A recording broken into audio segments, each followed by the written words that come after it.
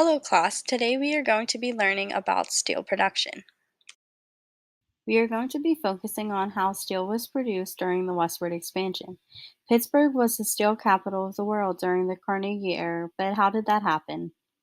As westward expansion began, railways were being made out of wrought iron because it was a material that companies could mass produce rails with.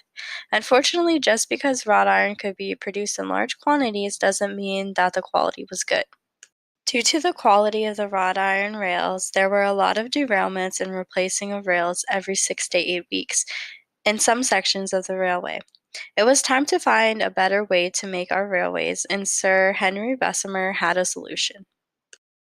In 1856, the Bessemer process was created.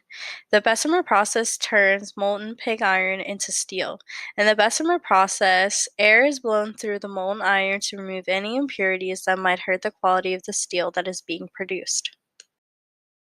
Steel is a better quality metal that enhanced the quality of the railways, and it didn't need to be replaced every few weeks like the wrought iron rails did. In 1872, Andrew Carnegie was able to bring the Bessemer process to the United States, but more specifically Pittsburgh. Carnegie was able to open many factories that produced steel, and the first factory that was opened was strictly dedicated to making steel railways. These rails were able to replace old wrought iron railways and create entirely new railways as well. Carnegie quickly became the largest producer and supplier of steel. By 1911, Carnegie supplied over half the country's steel. He supplied a lot of the steels that made it possible to complete many railways along the line that links east and west coasts, therefore making westward expansion quicker and more efficient.